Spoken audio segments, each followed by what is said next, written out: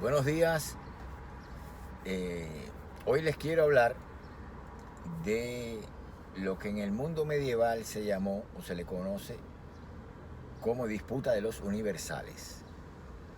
Les voy a contar esto de una forma bien amena, ¿no? Para que todo el mundo lo entienda. No es nada difícil, ni mucho menos. Esta disputa de los universales o problema de los universales atravesó toda la Edad Media. O sea, cuando se hablan de aquellas largas, interminables disputas medievales, pues se tiene en cuenta ante todo este tema de los universales. Entonces, realmente habían dos grandes problemas aquí, ¿no? El tema de la relación de la razón y la fe y la disputa de los universales. Estas dos cosas tienen todo el peso filosófico de la Edad Media, gira en torno a estos dos grandes problemas. Quiero decir, de la filosofía medieval, ¿verdad? Entonces, ¿por qué les traigo esto a colación? Porque es muy interesante. Todavía hoy uno se pregunta, a ver, ¿existe el perro?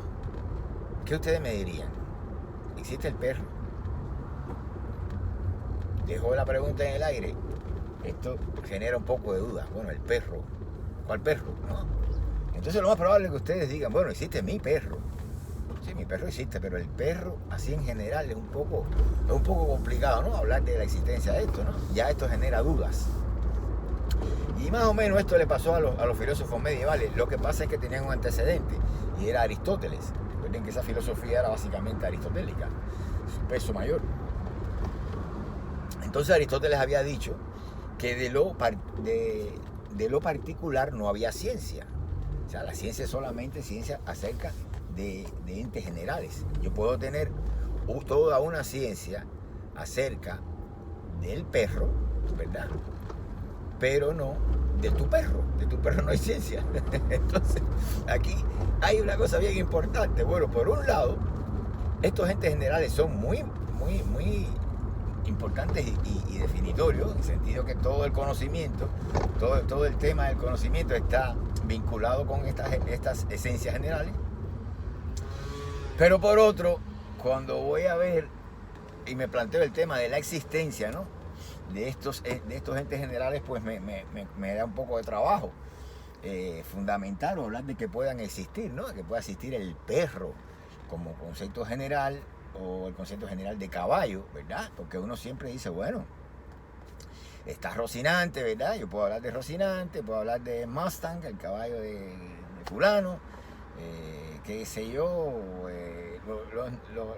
los diferentes caballos particulares que uno le pone nombre, ¿no? Entonces, pues ahí empezó la discusión en la Edad Media. Bueno, tienen los conceptos generales, tienen existencia objetiva, como a veces se le llama, o no, ¿verdad?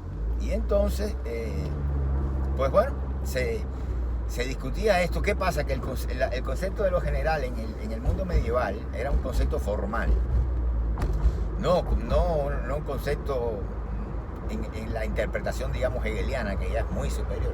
Yo creo que esto aquí está molestando, ¿verdad? Pero es que si está puesto, tienen que le desarme todo esto. Lo voy a desarmar todo esto, ¿ves? Vamos a quitar esto, vamos a bajar esto, esto, y vamos a poner... no, pero es que pongo el aire y es peor todavía. Ok. Entonces, ¿qué pasa? Que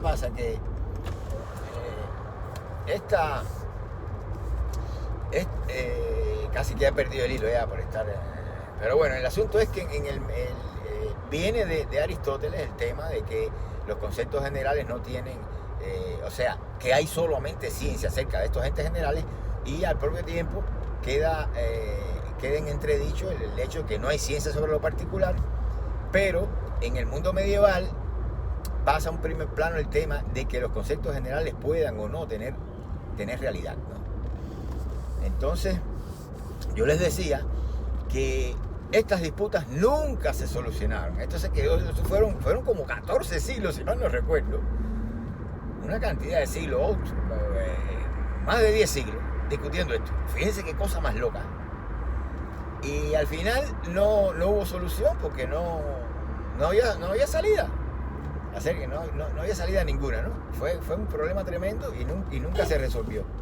Entonces, parte de la imposibilidad de resolver este tema en el pensamiento medieval obedece a la noción formal de lo general, que no, como decía, la que tenía Hegel, que es muy superior, de los filósofos medievales. Es decir, lo general para el pensamiento medieval no era más que la abstracción del rasgo común en las diferentes cosas particulares. Por ejemplo, si yo digo caballo, ¿verdad? Es porque, o perro, lo que sea, o manzana, naranja, lo que quiera decir, es porque yo he abstraído de cada caso particular rasgos comunes, y esos rasgos comunes los pongo en un concepto, y ese sería el concepto abstracto y general de manzana, de caballo, de perro, ¿verdad? Porque perro, bueno, todos los que comparten rasgos comunes, determinados rasgos comunes, entrarían en la clasificación de perro. Y entonces esto, pues me pone difícil la cosa, ¿no? Porque obviamente el concepto general no es más que una abstracción, oigan la palabra, del rasgo común. Por lo tanto, su existencia ya está en entredicho. Esto es más que complicado. Uno era el concepto formal de lo general que tenían ellos como abstracción del rasgo común. Lo otro es que si usted se plantea la existencia objetiva, oigan bien, bueno, existe objetivamente. Aquí lo que se pasa por alto es el término objetivo, que es el que lleva el interés en este caso, porque cuando usted dice objetivamente, usted está segregando un plano de existencia de las cosas que básicamente no son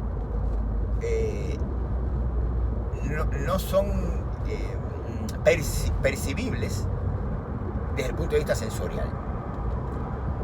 Ese es el rollo, ¿no? Usted puede percibir sensorialmente objetos, pero de manera que usted participa de esa percepción. Pero cuando usted habla de cosas objetivas, usted no puede extraer de la ecuación el tema de la mente, la parte trascendental, que fue lo que Kant demostró, ¿verdad? Con su filosofía, entre otras cosas. Quiere decir que la existencia objetiva está necesariamente relacionada con la mente, porque la mente es básicamente la que pone ese tipo de existencia. Vamos a ponerle un ejemplito, el que vio el video anterior, para que lo tenga más claro. Por ejemplo, cuando yo hablo de una trayectoria dinámica y trato de expresar el movimiento como una trayectoria dinámica, es decir, como una serie de posiciones en el espacio a medida que el tiempo transcurre, ¿verdad? Yo tengo diferentes puntos en el espacio que lo hago corresponder con diferentes momentos de tiempo, y eso sería una trayectoria dinámica. En el punto tal, pues el cuerpo se encuentra en el momento tal, que quiero decir, el cuerpo se encuentra situado aquí, y en el momento siguiente el cuerpo se encuentra aquí, y en el otro momento siguiente pues es aquí. Entonces construyo una serie de posiciones en el espacio e identifico al movimiento con esta trayectoria dinámica. ¿Problemas tiene? Muchísimos. Ahí no hay ningún movimiento. Eso es una idealización del movimiento. Fíjense, una idealización. Pero además, esta idealización, obviamente, como todas las idealizaciones, existen en el espacio objetivo. Este espacio objetivo no quiere decir que sea más real que los otros, al contrario, es que su realidad es de tipo inteligible. Cada vez que hablamos de cosas objetivas, tenemos que presuponer que son realidad de tipo inteligible. Vamos a poner el ejemplo con la trayectoria de la Luna, por ejemplo. En las ecuaciones de física, si usted vira la trayectoria de la Luna para atrás, no pasa absolutamente nada. Da igual que vaya para adelante que vaya para atrás. No se cambia nada. ¿Por qué? Porque es una idealización. Eso es una idealización, y eso existe en un espacio objetivo, un espacio segregado por el conocimiento. Lo objetivo es un espacio segregado por el conocimiento. Ahí se inscriben cosas que su naturaleza es de conocimiento, pero uno no puede decir que no existan. Tienen ese tipo de existencia, objetiva o virtual, como yo también le suelo llamar. Ese es el asunto, ¿verdad? Por lo tanto, cuando yo digo el caballo existe objetivamente, puedo decir que sí, y claro que sí, porque existe en el espacio de los conocimientos. El caballo es puro conocimiento por cuanto es un concepto general, ¿verdad? Que es el que permite la ciencia, este tipo de conceptos, y cuya naturaleza no es más que conocimiento. Por eso Platón le podría decir de sus eidos o arquetipos, aquellas ideas platónicas, él podía decir que son conocimiento a la vez que son realidad. Esto es un tema que yo creo que se lo he desarrollado, tal vez haya un vídeo de eso, porque me extraña que yo no haya hablado de las ideas de Platón, porque eso son una cosa súper interesante, y que la filosofía sin eso no va para ningún lado. Esos son los ladrillos de la filosofía. Entonces, el tema de los eidos platónicos, eso, hay que saberlos entender. Entonces, bueno, estos son todos los problemas vinculados con el tema de la realidad de lo general, ¿no? De los conceptos generales. Esto que obviamente existen objetivamente porque existen en el plano del conocimiento. Ahora, la palabra existe aquí es la que debemos analizar ahora. ¿Por qué? Porque la existencia está ligada con lo individual. O sea, Aristóteles decía, para existir lo general tiene que particularizarse. Lo individual es lo que acarrea la existencia, obviamente. Entonces, esto, cuando uno se le aplica el concepto de existencia a las cosas generales, pues también se mete en un rollo. ¿Entienden? ¿Qué pasa aquí? También se mete en un rollo, porque como que no compaginan. Lo general está en un plano y obviamente la existencia que atañe a lo individual está en otro. ¿Entiendes? Ya este tipo de realidad se da más bien por percepción y participación, no por intelección, como son los conceptos generales. Por lo tanto, esto no lo sabían los medievales y no pudieron resolver su problema, como es natural. No llegaban a esa comprensión teniendo la idea de lo general, desde el punto de vista formal, como abstracción de rango común. Ya era muy difícil hablar de que una cosa como esa existiera objetivamente. Cuando lo decían objetivamente y también objetivamente, si lo entienden como que algo que es real en contraposición a lo subjetivo, pues tampoco van a entender nada. Por eso yo les digo, hay un vídeo por ahí que yo lo titulo así: claro que Dios no existe, usted existe, pero lo que le estoy diciendo es que la existencia es una categoría demasiado baja, demasiado pobre para caracterizar, para describir a Dios. Dios está por encima de eso. Y, disculpen, Tomás de Aquino se da cuenta de esto, que era un gran aristotélico, y dice, esta confrontación Platón-Aristóteles, dice, bueno, él pone como concepto central de su filosofía el concepto de ser. Y él dice, el ser es la unidad de la esencia y la existencia. Tiene las dos cosas. Es una salida muy inteligente, pero si ustedes me preguntan a mí, y yo les diría, bueno, el ser, sí, esa es la definición que se le dio históricamente y filosóficamente hablando, le pertenece a Tomás. Si lo vamos a ver desde el punto de vista histórico, pues no hay nada que alegar ahí. Pero, si en lugar del ser, ya que estaba hablando yo de mi vídeo, ponemos a Dios, ¿verdad? Pues que no debe identificarse con el ser, Dios es más que eso. Pues sencillamente Dios está más allá de la esencia y la existencia, de las dos, ¿entiendes? Entonces eso, ninguna de las dos nos sirve para caracterizar a Dios, para pensar a Dios, para lo que sea que intentemos hacer con Dios. Dios está más allá de la esencia y la existencia. Dios es una cosa trascendente, trasciende todo eso, ¿verdad? Entonces finalmente, por eso si ustedes le preguntan, ¿Dios existe? Bueno, mire, si usted dice que Dios no existe, a Dios no le va a hacer daño alguno, no lo va a disminuir, porque Dios está más allá de eso, ¿verdad? Existir es ser percibido, como decía el filósofo Berkeley. Existir es ser percibido. Yo percibo los ceniceros, las casas, los carros, los semáforos. Eso es lo que yo percibo, pero Dios no es eso. Dios está mucho más allá de eso, como es natural. Y está mucho más allá de ser una entidad general, en el sentido abstracto, o sea, una entidad general como abstracción del rasgo común de cosas particulares. O sea, eso no aplica a Dios tampoco.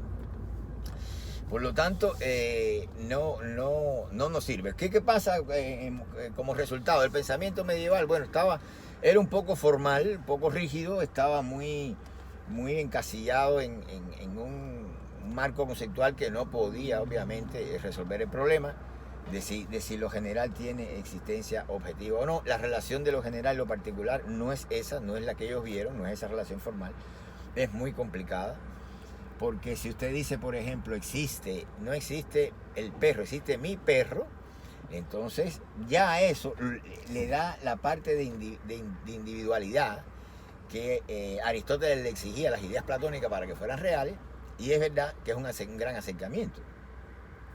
Pero aquí viene la pregunta, bueno, existe su perro, y su perro se llama, no sé, póngale un nombre cualquiera, un nombre de perro, no se me ocurre ninguno, se llama Dingo, su perro se llama Dingo.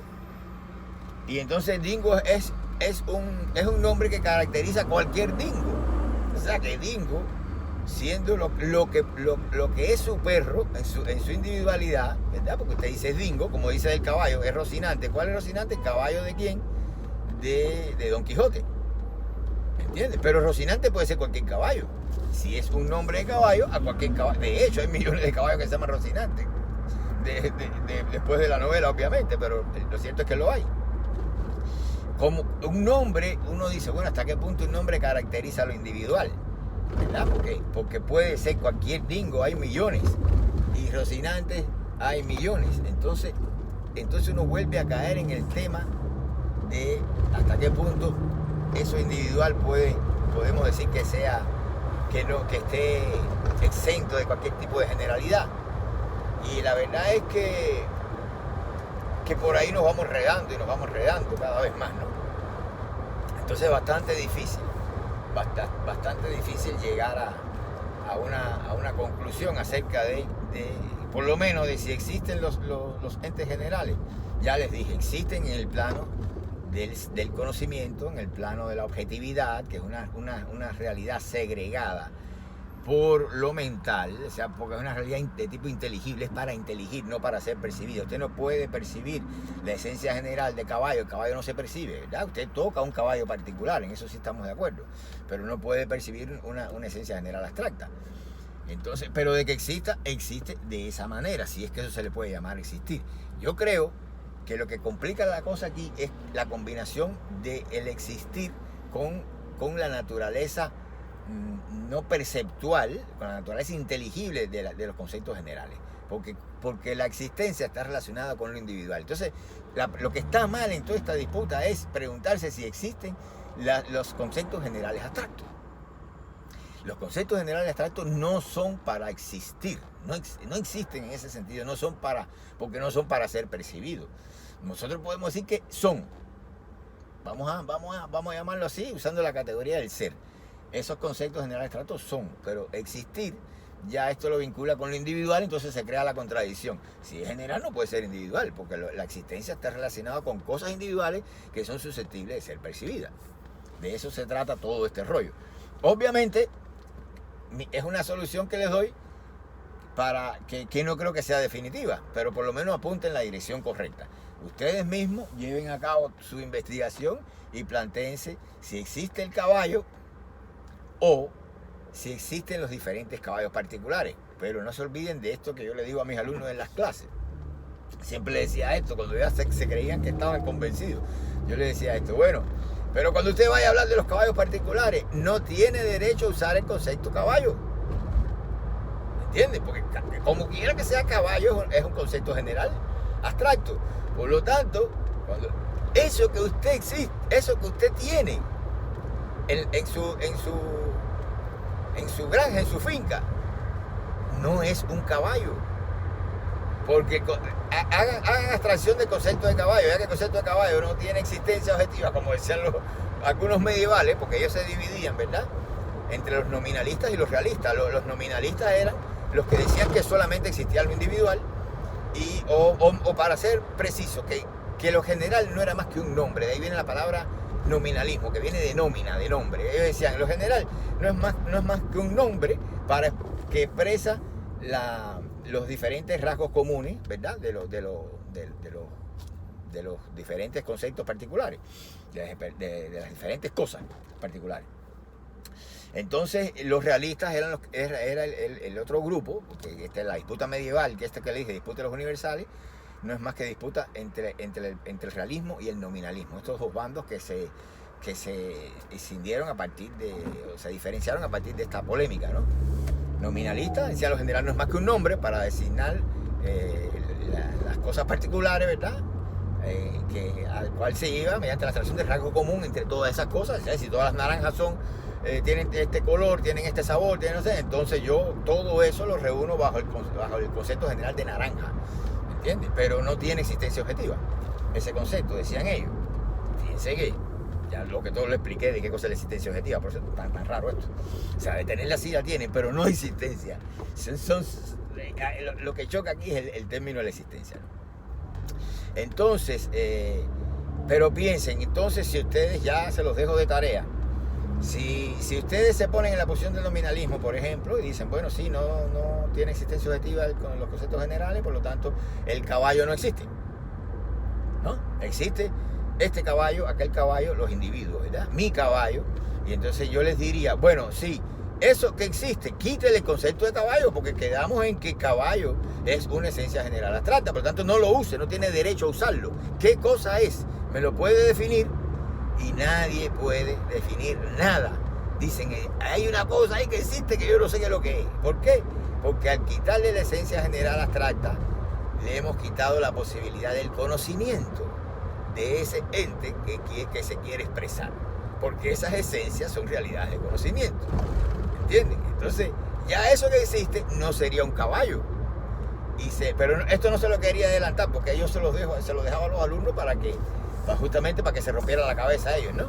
Igual se lo dejo a ustedes, pongan ahí la solución ahí abajo en los comentarios y nada, y seguimos hablando de filosofía en otra oportunidad. Bueno, el que no me conoce, soy Alexis Jardines. Miren algo de mi credencial abajo, que lo pongo siempre en un comentario fijo. Y qué más, y bueno, que no está suscrito, que se suscriba, por favor. Y pues nada, y como siempre, compartan el vídeo, denle like si les gustó, etcétera, etcétera. Nos vemos en una próxima aventura, ¿ok?